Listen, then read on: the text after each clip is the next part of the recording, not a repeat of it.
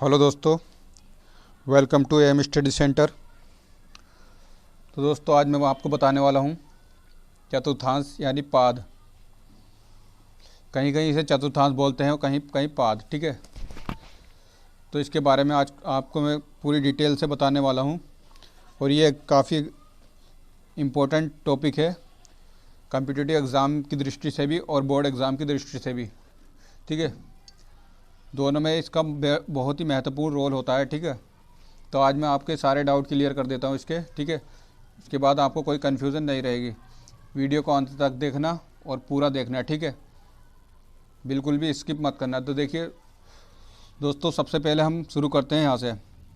ये होता है x, ये होता है x डैश। ठीक है, ये होता है y, ये होता है y डैश। ठीक है, ये x अक्ष होता है, ये y अक्ष होता है। ठीक है, इसे हम बोलते हैं भुज और इसको बोलते हैं कोटि। ठीक है, x अक्ष को बोलते हैं हम भुज और y अक्ष को बोलते हैं हम कोटि। ठीक है, चलिए देखिए, अगर हम x अक्ष से इधर की ओर चलें, यहाँ से यहाँ होता है मूल बिंदु। ठीक है, ये ध्यान रखना है, 0,0, 0,0 ये होता है मूल बिंदु। ठीक है, मूल बिंदु। अगर हम मूल बिंदु से इधर की ओर चले, x अक्ष की इधर की ओर, ठीक है, तो ये वैल्यू आती है सारी प्लस में। ठीक है, प्लस में मैं लिख नहीं रहा। और अगर x अक्ष की बाईं ओर चले तो ये वैल्यू आती है सारी माइनस में, माइनस में। ठीक है, अब देखिए y अक्ष पर आ जाइए। y अक्ष के अगर ऊपर की ओर चलें तो सारी वैल्यू आती है प्लस में, और y अक्ष के नीचे की ओर चलें तो सारी वैल्यू आती है माइनस में। ठीक है, माइनस में। तो माइनस का 1, माइनस का 2, माइनस का 3, माइनस का 4। ठीक है, अब देखिए, अब ये चतुर्थांश को हम बोलते हैं प्रथम चतुर्थांश या प्रथम पाद या फर्स्ट क्वाड्रेंट भी बोलते हैं इसे, इंग्लिश में बोलते हैं क्वाड्रेंट। ठीक है, तो देखिए इसे द्वितीय चतुर्थांश या द्वितीय पाद भी बोलते हैं। ठीक है, ये तृतीय चतुर्थांश बोलते हैं, सॉरी तृतीय चतुर्थांश, ये लिखा हुआ थर्ड चतुर्थांश, और ये वाला चतुर्थ चतुर्थांश। ठीक है, ये 4 नंबर का चौथा चतुर्थांश। ठीक है, बोलते हैं। अब देखिए, सबसे पहले हमें सब पता चल गया कि इसमें मूल बिंदु ये होता है और हमें पता है भुज क्या होता है और कोटि क्या होती है। तो आपको मैं बता देता हूँ भुज क्या होती है और कोटि क्या होती है। देखिए, सबसे पहले ये भुज होती है अगर हम x, y, x, y को देखें तो इसमें पहला वाला जो होता है x, जो होता है, जो हम x अक्ष पे चल रहा है तो यहाँ पे x ही लिखा जाता है। ठीक है, तो उसे हम भुज बोलते हैं,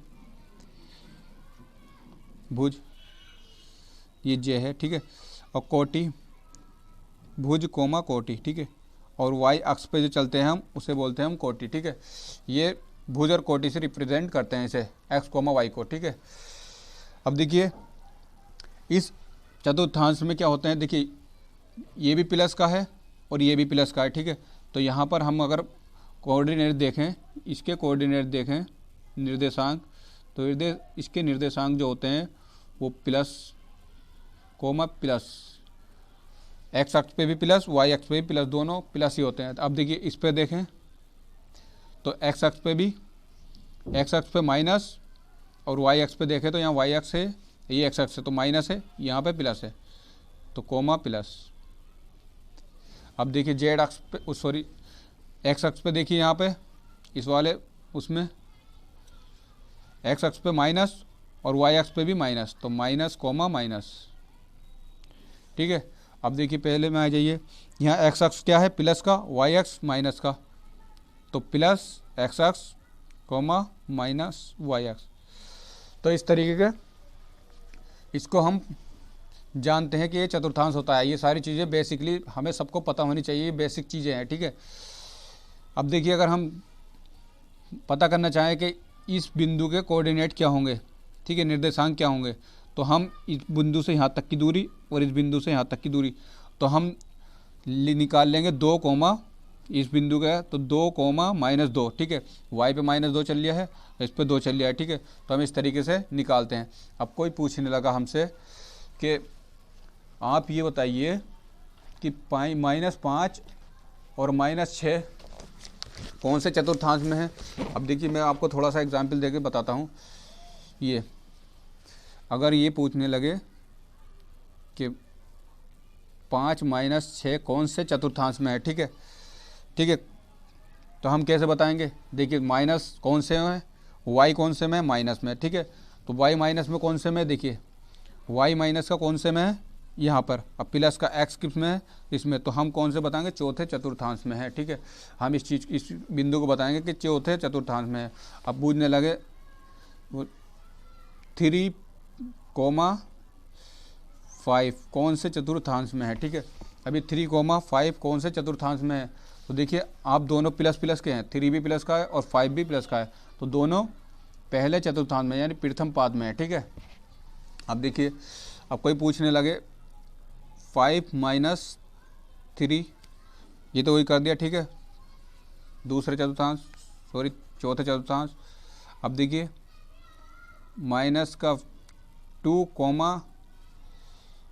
5 अगर ये पूछने लगा कोई ये कौन से चतुर्थांश में है, तो क्या बताएंगे। देखिए x माइनस में है और y प्लस में है, तो दूसरे चतुर्थांश में है, ठीक है। तो आई होप आपको ये समझ में आ गया होगा, ठीक है दोस्तों। तो अगर आपको ये समझ में आ गया तो एक लाइक और एक सब्सक्राइब तो बनता ही है। तो मिलते हैं फिर नेक्स्ट वीडियो में, तब तक के लिए थैंक यू, गुड बाय।